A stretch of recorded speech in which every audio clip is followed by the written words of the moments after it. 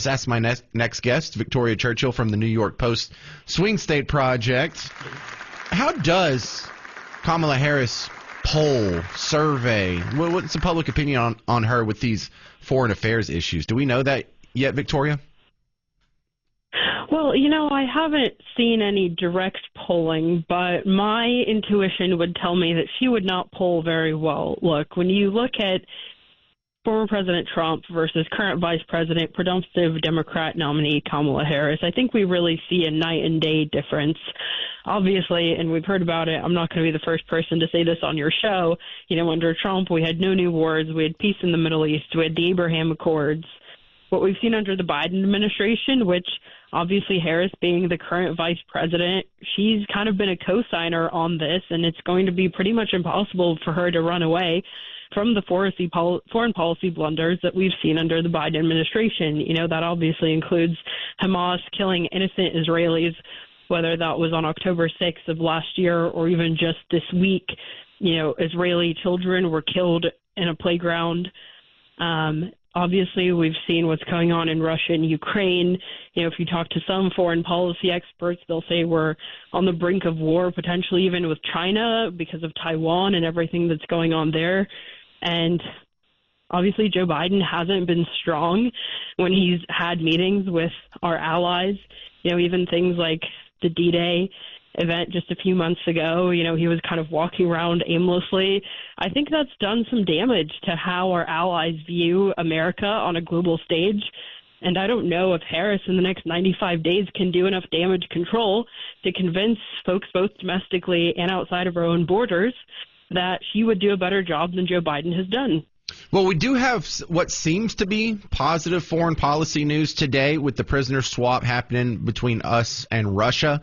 So we're getting back, 4 Americans that have been held prisoner in Russia, and I don't know what we're giving up in exchange. But if she can be tagged with the negative consequences of the Biden foreign policy, you think this could help her? Look, any time that we can bring Americans home from overseas, that is definitely a win.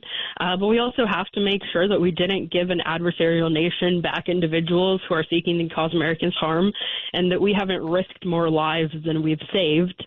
And, as a commander-in-chief, those are unfortunately calculations that you have to make as a commander-in-chief of the military, saying, if we do lose Americans, what is that calculation and how many Americans are we saving, both in certain operations abroad as well as here domestically? And again, as you pointed out, I don't think we know exactly who we gave up thus far. And so as you pointed out, I'm a campaign reporter. I'm not necessarily a foreign policy reporter, but I do think these issues do play on the campaign trail. But I'm sure my colleagues that follow it much more closely are going to be reporting on that as well. I'm looking forward to finding out more. And then, obviously, of course, we have the border. Obviously, there's been the debate of some folks in the left-wing media that have said that, Kamala hasn't even been the border czar, even though they claimed that title. They bestowed that upon her herself. Axios, I know, is one outlet that has issued kind of some corrections on that. And, the men and women of Border Patrol, they have caught several of our adversaries at the southern border, despite of everything coming out of Washington to kind of hinder their ability to do that. But we also don't know how many folks have still been able to cross into our southern border because, again, it's wide open, obviously.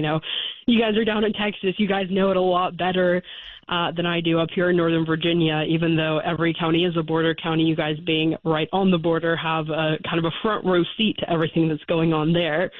But, of course, we're broadcasting exactly how open the border is, and we know that individuals that are coming across the border are not limited to just South and Central America.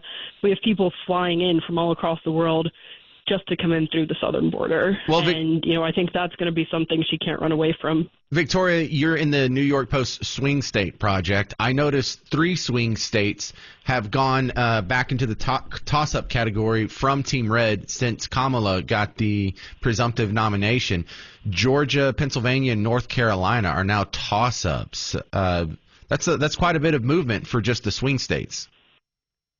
That is, absolutely. And, again, this is something the Trump campaign pointed out as soon as Kamala became the presumptive nominee, that there would be a sort of honeymoon period for her candidacy.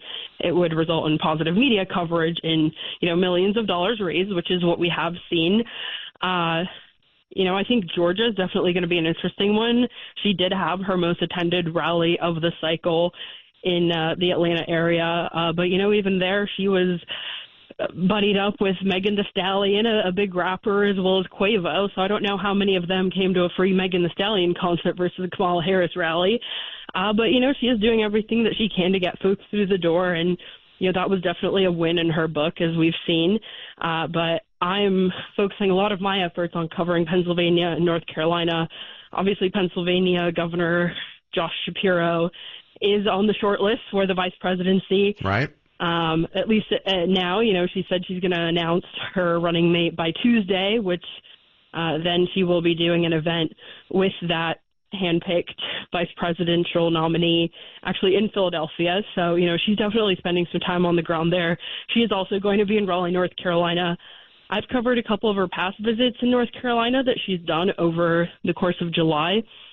And, honestly, I think that she's doing very well messaging to base voters. But I don't think she's really talking to swing voters.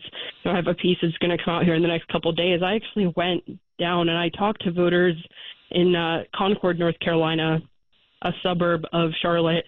The other week, I paired up with my friends at Americans for Prosperity, their North Carolina chapter, and they were able to identify some swing voters for me. And, these voters, again, they care about issues like the border.